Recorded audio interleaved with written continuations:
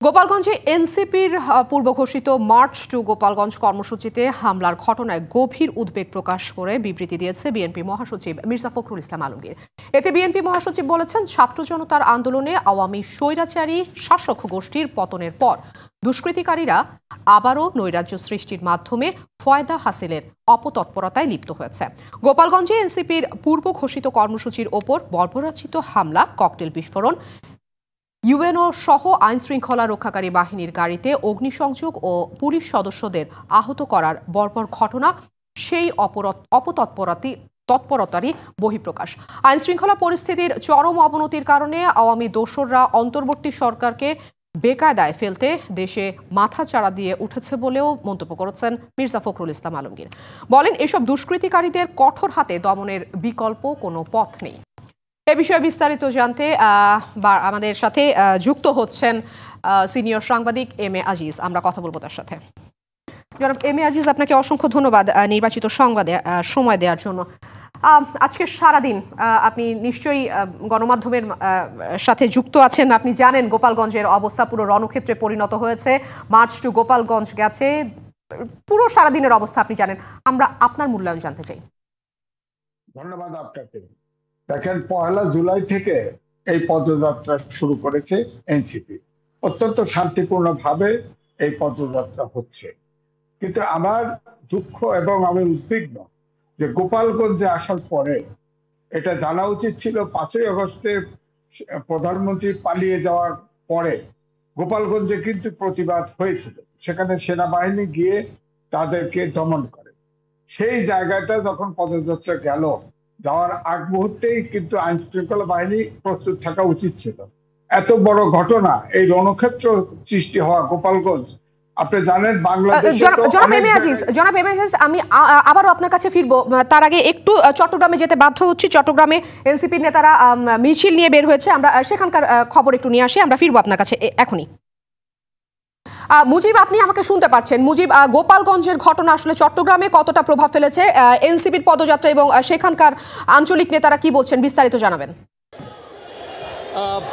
আফরিন, গোপালগঞ্জে যে এনসিপি নেতাদের উপর হামলার যে ঘটনা, সেই ঘটনায় আমরা এখন দেখছি যে চট্টগ্রামে এনসিপি এবং বৈষম্য বিরোধী ছাত্র আন্দোলনে যে নেতারা আছেন, তারা চট্টগ্রামের যে 2 নম্বর গেট বিপ্লব উদ্যান, সেই বিপ্লব উদ্যান থেকে তারা বিক্ষোভ নিয়ে বের হয়েছেন। এবং আমরা এর আগে এনসিপির যে এখানে চট্টগ্রামের নেতারা আছেন, পাশাপাশি যারা বৈষম্য বিরোধী ছাত্র আন্দোলনের যে নেতারা আছে, আমরা তাদের সঙ্গে কথা বলেছি। তারা যেটি বলবার চেষ্টা করছেন যে আওয়ামী লীগের এবং নিষিদ্ধ যে ছাত্রলীগ, তাদের যে বিচার সেটি না হওয়ার কারণেই মূলত এনসিপি নেতাদের উপর যে হামলার ঘটনা বা যে সেই সাহস সেটি তারা পাচ্ছে, এবং এখানে প্রশাসনের এক ধরনের নির্লিপ্ততার কথা তারা বলছেন। এবং আমরা এখন দেখতে পাচ্ছি এখানে চট্টগ্রামের যে সমস্ত এনসিপি নেতারা আছেন, পাশাপাশি বৈষম্য বিরোধী ছাত্র আন্দোলনের বিভিন্ন স্তরের নেতারা আছেন, তারাও কিন্তু আমরা একটু কথা বলে নিতে আপনারা দেখেছেন গোপালগঞ্জে আমাদের এনসিপি এছাড়াও আমাদের জুলাই বিপ্লবের নেতৃবৃন্দদেরকে সন্ত্রাসী ছাত্রলীগ হামলা করেছে।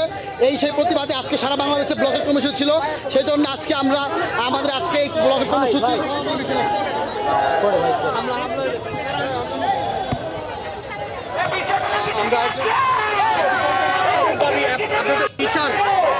আমরা চাই গোপালগঞ্জে এনসিপি যে হামলা হয়েছে সেটা কিন্তু 2400 সকল যোদ্ধা এবং বাংলাদেশের সকল সাধারণ মানুষের উপর হামলা করার মতোই।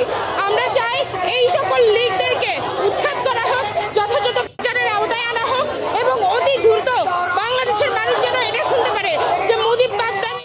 মুজিব, আপনাকে অসংখ্য ধন্যবাদ। সংবাদ সংগ্রহে থাকুন। জনাব এম এ আজিজ, আপনি নিশ্চয়ই শুনছিলেন আমাদের চট্টগ্রামের অবস্থা। আপনার মূল্যায়ন জানতে চাইব।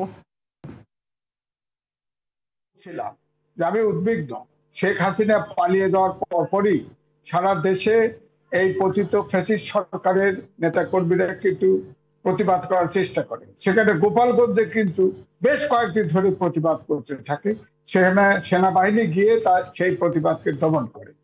তো ওটা আমি বলবো যে এখন যে দেশের পরিস্থিতি, তাতে আইনের সারা দেশে ধরেন এই যে বিচার বিভাগের গতি না থাকা, আইন শৃঙ্খলা পরিস্থিতির অবনতি ঘটা, সংস্কার নিয়ে রাজনৈতিক দলগুলোর মধ্যে কিছুটা মতানৈক্য এবং কিছুটা দৃশ্যমান মনে হচ্ছে যে রাজনৈতিক দলগুলো একে অপর প্রতি কাদা ছড়াছড়ি, অভ্যুত্থানের দলগুলোর মধ্যে কিছুটা দূরত্ব তৈরি হচ্ছে। জনাব এম এ আজিজ, আমাকে যদি একটু আপনি বলেন যে আমরা জানি এতদিন ধরে যে গোপালগঞ্জ আওয়ামী লীগের ঘাঁটি হিসেবেই পরিচিত, এমন একটা জায়গায় এনসিপি সদস্যরা যাবে, আইন শৃঙ্খলা বাহিনী কি আগে থেকে কোনো তৎপরতা গ্রহণ করেছিল কিনা, বা তাদের পূর্ব তৎপরতা বা ব্যবস্থাপনার কোনো ঘাটতি আপনি দেখছেন কিনা? আর একটা প্রশ্ন আমি আপনাকে করতে চাই যে অন্তর্বর্তী সরকার আসলে এখনো কেন আইন শৃঙ্খলা বাহিনীকে সেই শক্ত অবস্থানে দাঁড় করাতে পারেনি? ব্যর্থতা কার? না, আমি বলবো গোপালগঞ্জ, এটা জানেন যে আওয়ামী লীগ অধ্যুষিত এরিয়া, সেখানে ছাত্রলীগ আপনার নিষিদ্ধ করা হয়েছে, কিন্তু আওয়ামী লীগ তো তাদের কর্মসূচি স্থগিত করা হয়েছে। সুতরাং সরকার তো খুব স্লো আগাচ্ছে। এবং আমি যেটা বলছি যে এই যে গণঅভ্যুত্থানের পক্ষের সকল শক্তি এই সংস্কার নিয়ে এবং একে অপরের প্রতি কাঁধা ছোড়াছড়ি শুরু করেছে। এই জন্য এই সুযোগে এই ফেসিস্টের মাথা তারা দিয়ে উঠেছে। গোপালগঞ্জের যে শান্তিপূর্ণ যে পদযাত্রা এনসিপি চলছিল, গোপালগঞ্জের মুখে আসার সাথে সাথে আইন শৃঙ্খলা বাহিনী অত্যন্ত সতর্ক হওয়া উচিত ছিল এবং পুরা গোপালগঞ্জ কর্ডন করে রাখা উচিত ছিল। সেটা তারা করে নাই। এটা কি তারা বোঝে না, নাকি ওখানে ফেসিস্টের দোষরাই এই ধরনের ঘটনা ঘটিয়েছে? এটা কিন্তু। জনাব এম এ আজিজ, আপনাকে অসংখ্য ধন্যবাদ নির্বাচিত সংবাদকে সময় দেওয়ার জন্য।